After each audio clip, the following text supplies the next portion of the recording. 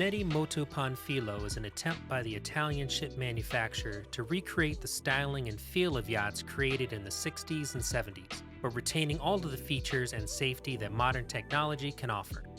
The era of yachting that Benetti is targeting was defined by tapered superstructures, long bows, and a very distinct and unique, unmistakable nautical styling. 60 years later, the Benetti Motopanfilo is a modern expression of that age of yachting past, a fresh new attempt at bringing a classic design into the present. Did they succeed? Let's find out together. Before we start, if you enjoy this video, give us a thumbs up.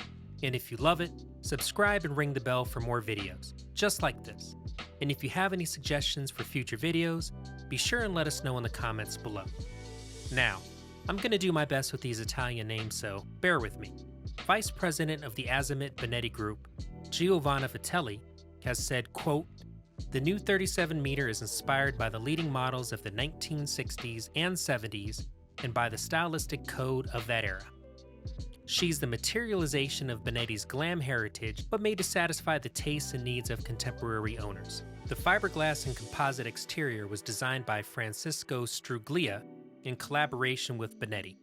Struglia developed the exterior and laid out the inside of the Motopanfilo. He had previously collaborated with the Azimut Benetti Group on the design of the outboard-propelled Azimut Verve.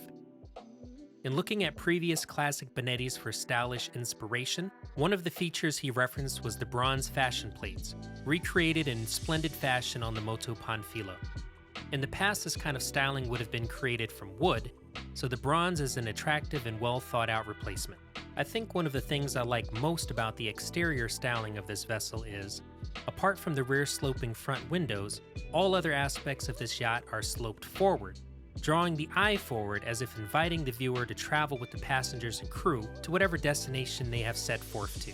In fact, the pillar supporting the flybridge continues all the way down to the waterline, and aft are the deck's exterior living spaces, almost appearing to float in the air. The top lounge is not small by any means, but it is cozier, which allows for a larger rear deck and a huge outdoor dining table that can accommodate 10 people. The yacht's commitment to outside life is reflected in this layout choice.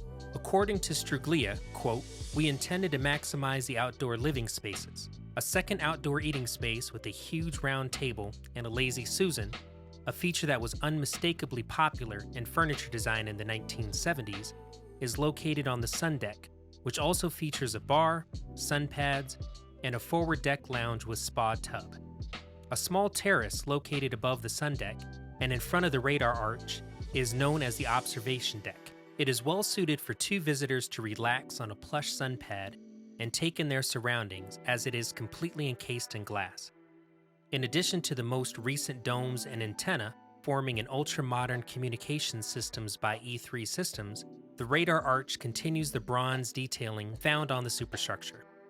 I think Benetti accomplished their goal of reminding us of the design of their famous yachts of old, reimagined in a sleek, modern look. I, for one, think it's beautiful. How about you? I can't get over how much I love the look of this yacht, and things get even better when you take a look at the inside. The interior designers look to the past for inspiration as well.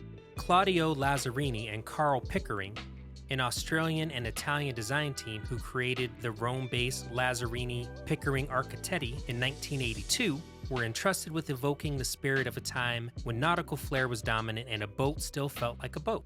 Pickering found this appealing and has said, quote, "When you're on a boat, you don't want to feel like you're in an apartment or a bus with a long sofa and chairs. The saloon is a symphony of curves in and of itself, with a coffee table, round rug, and sofas that face one another while yet providing views of the water beyond." Pickering claims that the earlier boats had a lot of this softness, which is what the interior designers were going for with the curves. These circular furnishings were created with a nod to the swinging 60s design without being overly vintage. Pickering has referenced the saloon's curving sliding glass doors and a big C-shaped sofa on the aft deck, saying, quote, "The dialogue is immeasurably more natural with these curved sofas," which we see outside as well.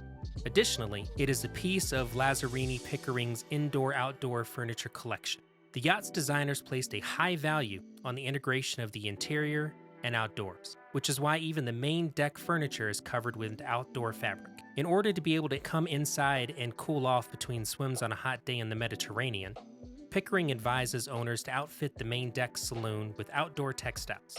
On the ceilings of each deck, where wooden ribs arc across the breadth of the yacht, is a particular intriguing design element. These are made of white lacquer in the main salon, which contrasts with the light wood on the overheads. Pickering explains, quote, "We wanted to give the impression that you were within the belly of a whale." The color palette for this detail is reversed on the other decks as well.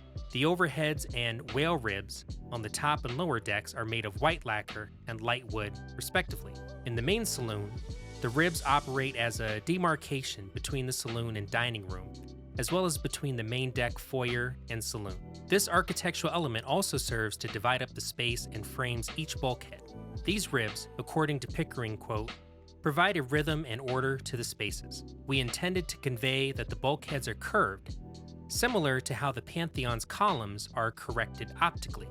I really enjoyed this look at the Benetti Motopanfilo and think it may be one of my favorite yachts that I've looked at yet. The styling, both on the exterior and interior, are sublime and exude high luxury and comfort.